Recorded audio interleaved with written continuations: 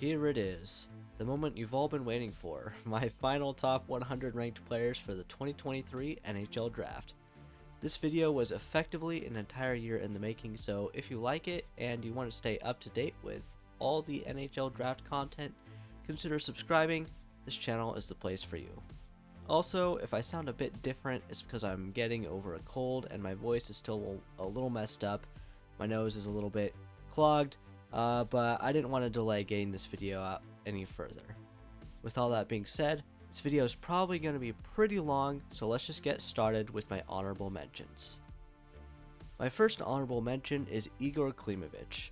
He's a small but hard-working Russian forward who scored well in the worst division of the NHL. He's not particularly skilled, but his work rate and results make him at least worthy of being considered for a late pick. Next, I have Brady Stonehouse. He has a similar profile to Klimovich, a bit bigger but still short by NHL standards, and he's a tenacious forechecker.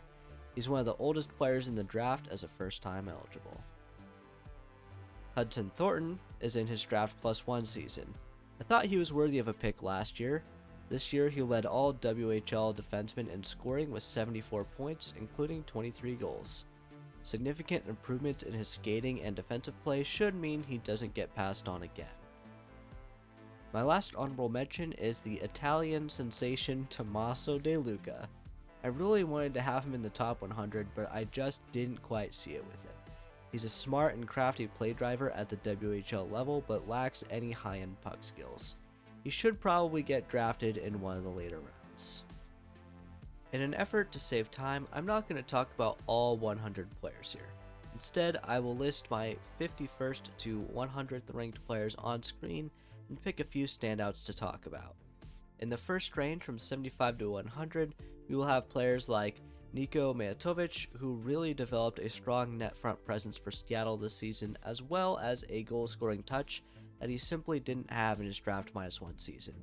He recorded 30 goals and 60 points in the regular season while getting very little power play time and largely being used in a defensive role where he developed a legit shutdown game that should prime him for a bottom 6 role in the NHL.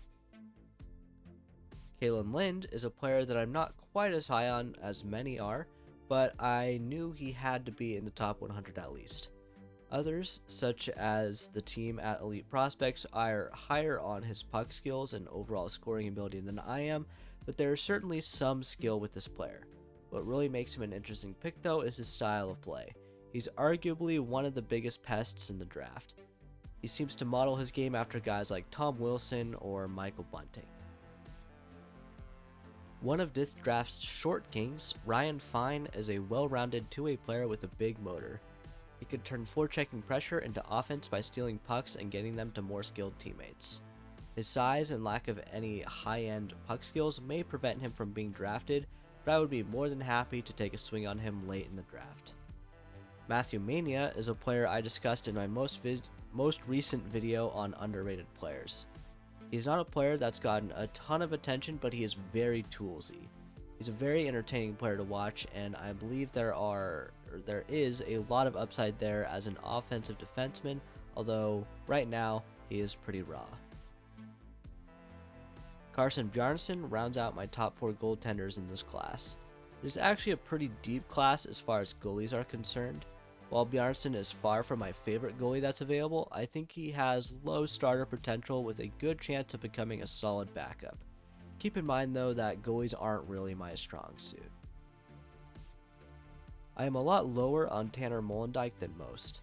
Many believe that his skating alone makes him worthy of a first round pick, or at least consideration in the first round, but there is a lot more to hockey than just skating. While Molendyk is probably the most dynamic skater among defensemen in this draft, he doesn't provide much offense, his defensive impact is inconsistent, and he has significant lapses in judgment on a relatively regular basis. I believe that there are simply a lot better options than Molendyk. Sawchyn skates hard and battles harder. His number one trait is his puck handling, which he uses to make WHL defenders look silly. His shot is pretty average, but above average passing combined with above average hockey sense makes him a pretty dangerous playmaker. He managed a point per game clip in the regular season with Seattle despite playing a depth role on the team. Nadeau lit up the BCHL this season, scoring over 2 points per game. One thing to keep in mind though is that the BCHL level competition is significantly weaker than Major Junior. While Nadeau certainly has an NHL caliber shot, I have questions about his projectability. This season, he was a small, unphysical, skilled guy playing in an environment that makes that style of play relatively easy.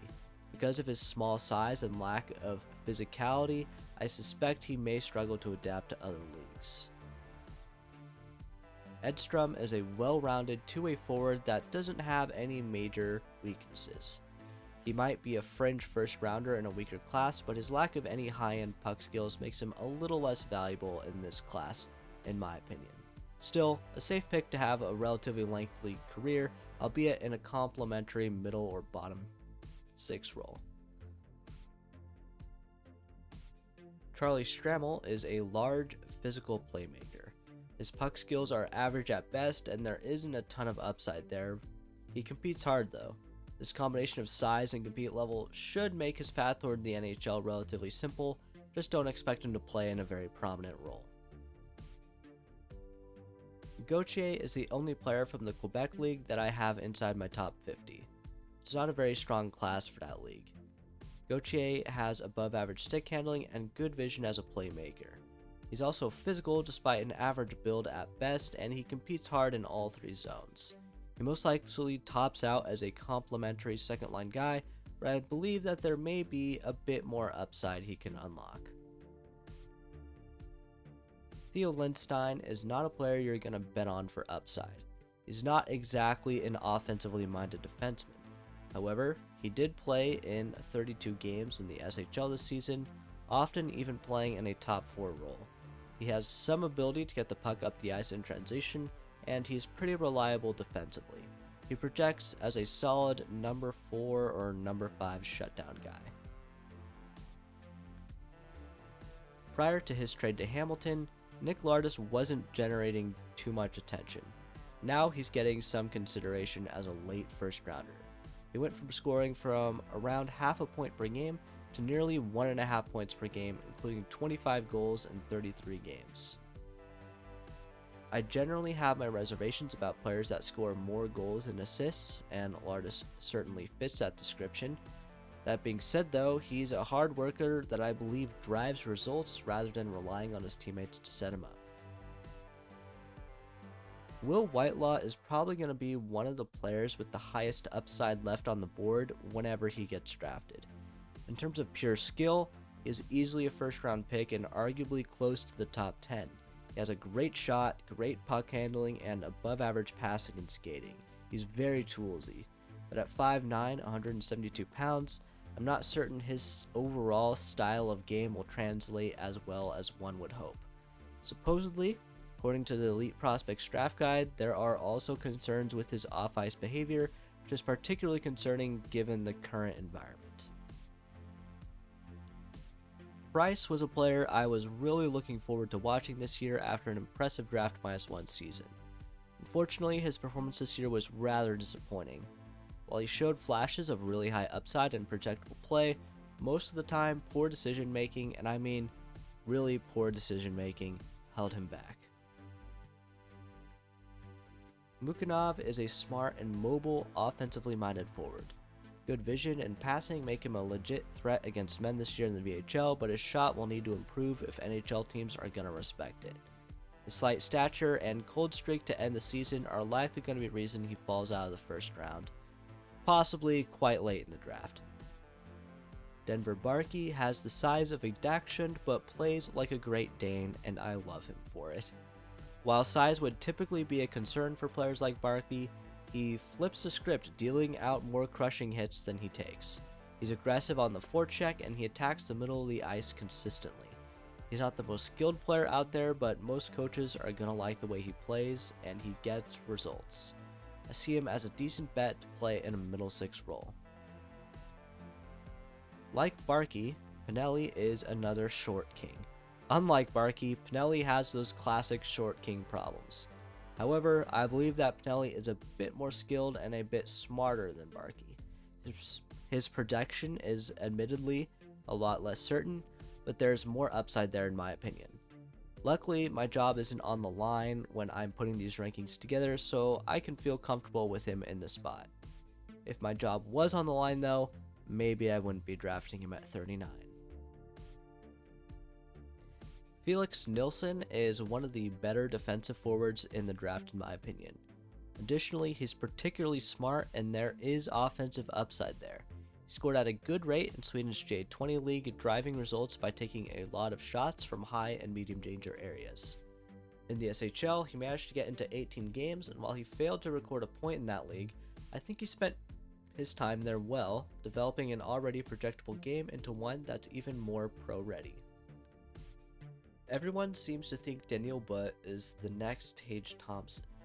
While anything is possible, I wouldn't count on that happening. Thompson has been described as a unicorn for a reason. Players typically don't progress the way he did, at all. That being said, But is very big and he has a good shot and goal scoring habits, but he has significant deficiencies in his skating, and he's very raw in general. He's a bit of a boomer bust kind of prospect. I'm going a bit out on a limb here by having Jacob Fowler as my second ranked goalie behind Trey Augustine. I'm still guessing a bit with goalies in general, so take this with a grain of salt, but Fowler is good. I think he has the second highest upside of any goalie in the draft, but at 6'2", he's a bit on the small side for a goalie. He's headed to Boston College, which has a pretty record of developing goalies recently. Dragicevic is arguably the best offensive defenseman in the class. Personally, I'm not so sold.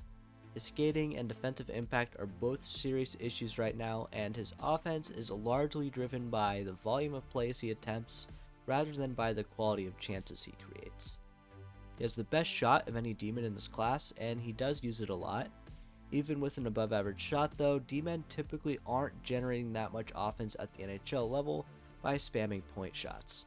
He's certainly one of the more interesting prospects to follow in the coming years. Koehn Ziemmer reminds me a bit of a more physical Matthew Semenoff. He's very toolsy and he has tons of upside. His skating might hold him back, but I think he's smart enough and skilled enough to make up for it. He's also rather annoying to play against as he's not afraid to use his 194-pound frame to ruin your day. Felix Nilsson at 33 is definitely a stretch. I believe the player that we saw at the U18s, though, is the player that you're getting if you draft him. He's a creative and deceptive playmaker, and he utilizes space well. He's also sneakily good defensively for a winger. He's also quite good in transition despite being a below average skater, but my favorite thing about him is that he's one of the youngest players in the draft. Just about 6 weeks away from being a 2022 eligible, teams have a bit more runway with him in terms of development time, which is something I personally value quite a lot. Fisker Mulgaard is a guy that I featured in my underrated players video. He's well-rounded, defensive-first forward who still brings enough offense to the table to be worthy of a first-round pick. He's a safe bet to play a long time in the NHL. Wahlberg isn't the most exciting player in this range. He's a power forward who skates pretty well in a straight line and he creates chances in transition. He can rely on his puck handling a little too much at times, which is something he's going to have to learn to fix. He backchecks hard and he's quite physical in general, and there's enough skill for me to see a world where he becomes a strong two-way third liner on a good team. Trey Augustine is my top ranked goalie and only goalie in my first round.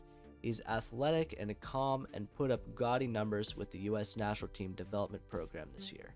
A .926 save percentage and a 29 1-2 record. He's very technically sound with strong positioning making up for a lack of size. At 6'1", he would be one of the smaller starting goalies in the NHL should he reach that lofty goal. Luca Cagnoni is small, but other than that, I don't have many concerns with him. He's a terrific skater with a plus shot, plus passing, and plus hockey sense.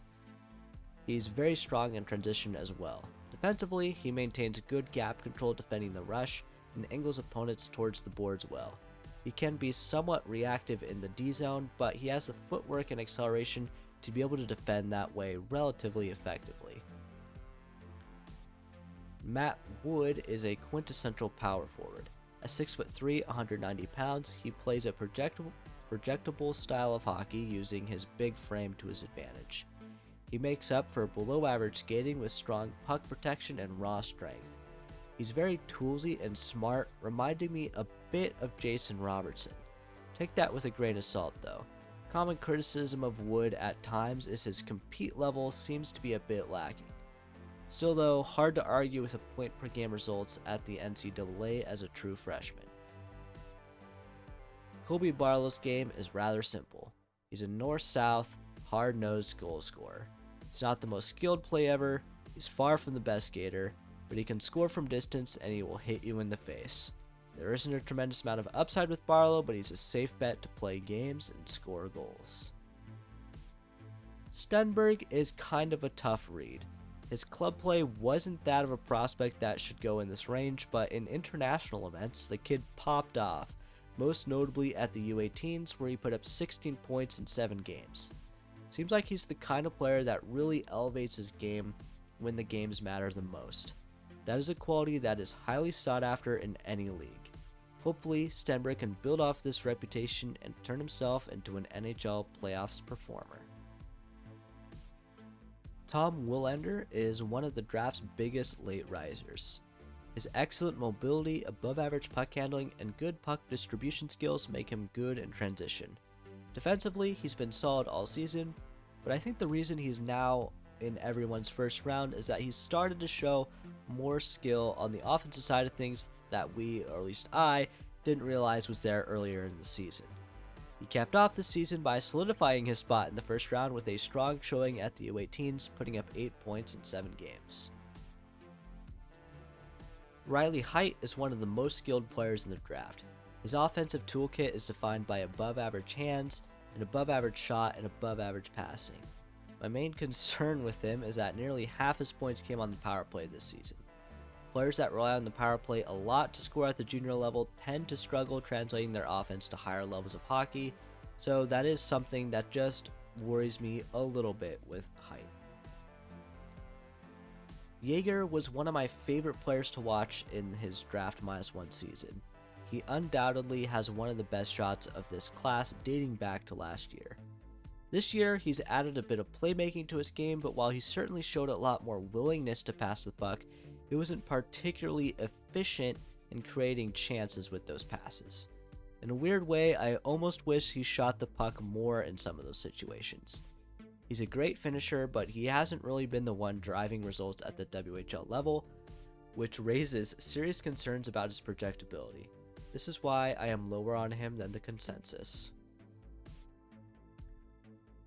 Eduard Sale would probably worth a top 15 or even top 10 pick in this draft if he just looked like he enjoyed playing hockey professionally on a more consistent basis. He's got some nasty hands and good goal scoring habits. Not to mention he's a terrific skater with decent size. The compete level just isn't there though, and if there's one thing that always seems to be true about Stanley Cup winning teams, it's that they are full of players who are willing to work harder than their opponents. I suspect he may very well become a decent player at the NHL level, but he may also be a guy that you can tell just isn't quite giving it 100% every shift. Gulyayev is one of the more interesting defensemen in this draft class. He's one of the best skaters in the draft, right up there with Tanner Molendyk among defensemen. This makes him very strong in transition, and he's more than capable of creating space for himself in the offensive zone using his feet. He also uses his feet to reposition himself quickly while defending. His style is reactive rather than anticipatory, but because of how fast he is, it often works out for him. Offensively, he is a bit raw. He has the tools to be an effective offensive defenseman, but they aren't always clicking at the same time yet. He has a lot of upside though. I'm not the biggest fan of Calum Ritchie, but he is an effective hockey player. He has almost everything you want in a Chell character. Size, hands, good shot, great passer. He's also very smart. The only thing holding him back is his skating. It's not a huge concern, but it could limit his upside. If he improves there, I could see him comfortably in an NHL top 6. Molendyk missed a significant part of the season due to injury. When he was in the lineup though, he was really good. At 6'4", 185 pounds, he's a bit wiry, but he uses his body to protect the puck just about as well as anyone else in the class. He also has some pretty interesting puck skills. While Daniil But seems to be getting the Tage Thompson comparison, I think maybe that title belongs more to Sam Honzik. I suspect he would have more hype around him had he played the entire season. Nate Danielson led his team in scoring this year with 78 points. He's a well-rounded playmaking center with size that shoots right. That by itself may see him go higher than here on draft day, as right-handed shot centers are a bit hard to come by. Two skills that stand out are his skating and his vision.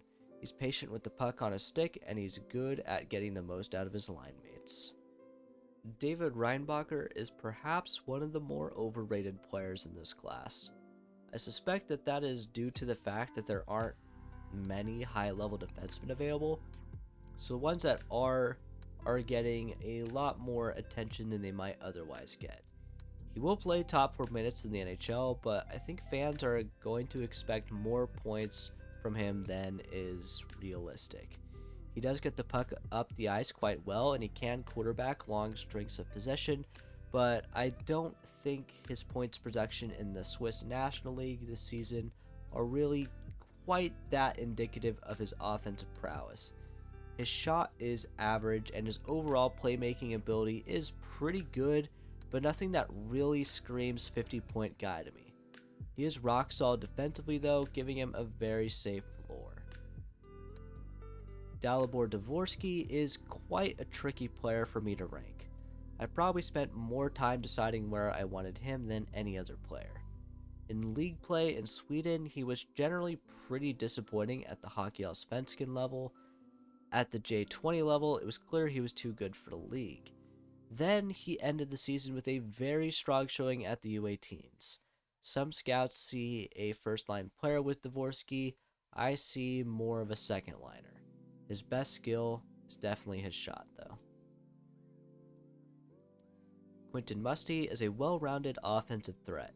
He's one of the better shooters in the draft, but he's also a patient and effective playmaker. Average skating may be a knock on other players, but at 6'2", 190 pounds, it's more of a strength than a weakness for him. He has the hands to deke defenders in tight and the body to cut to the net from the outside. If he was a center, he would probably get more attention as a potential top 10 pick. Gabe Perreault is one of those players that has one flaw that could hold him back from playing in the show altogether, but if it doesn't, he's probably going to be really good. He set the U.S. National Team Development Program record for points in the season, beating out Austin Matthews' draft -1 season. There's no doubt about his skill level. Skating, though, is that major concern.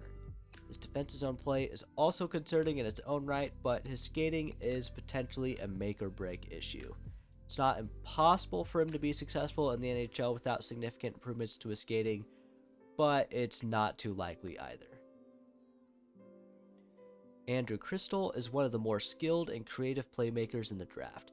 He's one of the more exciting and fun players to watch. That being said though, his skating is a serious flaw.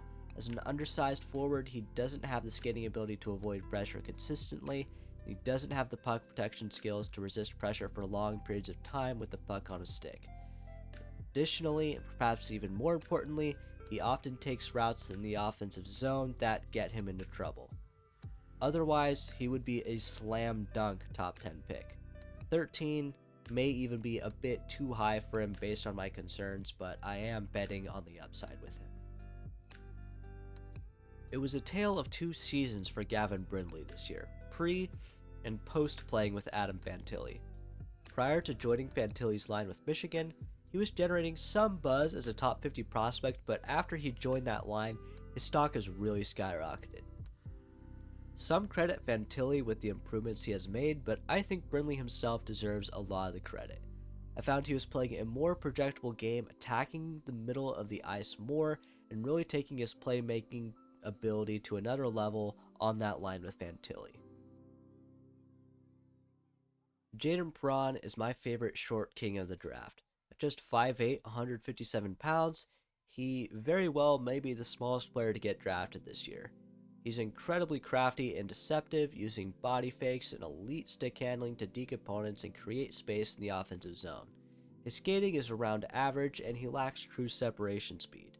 This might scare a lot of scouts, especially given his size, but I like to bet on the skill, and with Perron, the skill level and smarts are there to make up for the lack of explosiveness in his skating. Sandin Pellikka is the best offensive defenseman in this class in my opinion. He's one of the better skaters and puck handlers of the draft, making him very strong in transition. He also has a shot that gives me hints, just hints, of Erik Karlsson at times. In the offensive zone, he distributes the puck better than most. He has great edge work, making him very slippery and allowing him to walk the blue line very well. One of the few D-men in this class that I could see quarterbacking a top power play unit in the NHL. Dmitri Simashev is my top-ranked defenseman, just eking out Sandin Pellikka. He is the best neutral zone defender in the class by far, and his rush defense is also very solid. In-zone defense can be a bit more problematic at times, but his positioning is good enough to put him in the right spot most of the time. He is a beast in transition, carrying the puck with ease through the neutral zone thanks to his combination of size, skating, and stick handling ability, which is very rare. At 6'4", Simashev is one of the most majestic, horse-like skaters in the draft. Offensively, the results weren't quite there for him this year, but I think there's a lot more upside there for him to unlock. He's generally a very smart player, and while his shot is nothing special, he's consistently finding himself in good situations to create chances. Just a little more refinement in his decision making as an attacker, and he could be a legit two-way force to be reckoned with. Ryan Leonard has one of the highest floors in the draft. His combination of shot and off-puck positioning does a lot of the work for him, but he also provides a physical net front presence. He has one of the better one-timers in the draft outside of Adam Fantilli. Put him on the left faceoff circle on a top power play unit and you've got yourself a 30-goal scorer. His lack of separation speed does make him less effective on the rush than you might expect. Zach Benson is one of my favorite players in the draft. Seeing him at 7 on my own list does make me kind of sad, but I can't justify to myself having him above any of the guys ahead of him. He's one of the most tenacious players in the draft, almost always one of the hardest working players on the ice, regardless of where the puck is. He often is the one breaking the puck out of his own zone. His defining trait, though, is his vision and passing ability. He's arguably the best playmaker of the draft. He's undersized, though, and his skating is below average, which is going to scare some scouts. Get ready to hear your favorite NHL announcers say, "Get jiggy with it," because Will Smith is going to be a star in the NHL. He's very toolsy, but he lacks high-end speed, and his physical play is kind of lacking. My main concern with him is that he plays like he's faster than he is. That being said, though, his shot is above average, and his combination of puck handling, vision, and passing make him a very good playmaker. Some of that may be due to the insane chemistry he developed with Gabe Perreault and Ryan Leonard, though, this year, so take it with a little bit of a grain of salt. Oliver Moore is, in my opinion, the best overall skater in the draft. It's not too often you get a chance to draft a player who is as electric on skates as he is, especially outside the top 2 or 3 selections in a given draft. He has great results playing for the US National Team Development Program this year, but he never really got a chance to play in a top role thanks to Will Smith existing. Had Moore played on that line instead of Smith, I think the conversation about these two players may be a lot different, with many preferring Moore over Smith. While the two are razor close for me, I just can't shake the feeling that Moore is a slam dunk prospect, just a little bit more of a sure thing than Smith is. If he can develop his offensive toolkit, especially his shot, just a little more, he could potentially be a top 10 player in the league. Leo Carlsson is coming off one of the best all-time first-time draft-eligible seasons for a player in the SHL. 25 points in 44 SHL games is certainly no joke. Not to mention the fact that he played in the SHL last season as well, so he already has over 90 games of pro experience at a top level. This is very rare for a first-time draft-eligible player. He's huge, he skates pretty well, he's got an above-average shot, he's a very strong puck handler, and he's got great vision. Add on very strong passing, and you've got yourself a well-rounded offensive force. Not to mention his defensive impact, which is also largely very positive. I don't think he has the upside of guys like Bedard, Michkov, or even Fantilli, but he's certainly going to be a top-line player in the NHL for a long time. There have been so many rumors surrounding Michkov all season for all kinds of things. There's been so much speculation about where he's going to get drafted, but it shouldn't be forgotten how good he is because the focus hasn't really been on the player here. Michkov is without a doubt a top 3 player in this draft and arguably the second best player. When he comes over, he's going to be dominant immediately a la Kirill Kaprizov. He's arguably the best goal scorer in a draft that features Connor Bedard. He has confidence in spades. There is little doubt in my mind that teams are going to regret passing on him. In almost every other year, Adam Fantilli would go first overall. He's big, he skates well, he's a bit of a pest at times, he has an elite one-timer and a plus wrister. There's very little to not like about his game. He tends to attack a bit too much from the outside, especially when he's trying to act as a playmaker, and his transition involvement is kind of average. Outside those minor criticisms, Fantilli is an excellent hockey player. I expect him to be in the Calder conversation next year along with Bedard, assuming he doesn't take another year to go back to Michigan. No surprises here. Bedard is the best draft-eligible player since Connor McDavid. There's a good chance Bedard may even end up scoring more goals than McDavid, unless McDavid is able to replicate last season consistently. That's how good of a goal scorer Bedard is. I'm not as high on his playmaking as others are, but I still expect him to record about 1 assist for every goal he scores in the NHL. Defensively, there's work to be done, but I would be very surprised if he wasn't Chicago's #1 center coming out of training camp. Barring a blockbuster trade at some point in his career, that is a position you can expect him to play for a very long time. He's going to be at least a top 10 player in the league during his prime. Well, there you have it. 100 players ranked, over 50 discussed in this video. I really hope you guys liked this one. It was a bit of a pain to make, to be honest. My voice is really trying to kill me here at the end. If you did enjoy this video though, please be sure to hit like and subscribe and all that stuff. Let me know down in the comments below what you think about these rankings. Hopefully this won't be my last video before the draft, but if it is, you can check me out on the Fin Factor during the first day of the draft. We're going to be live from SAP Center in San Jose at the watch party there, and I will be providing live insight and opinions, particularly in regards to the Sharks picks, since it is a Sharks fan show, but I'm sure I'll have something to say about the other picks as well. Take care, guys, and I'll catch you in the next video.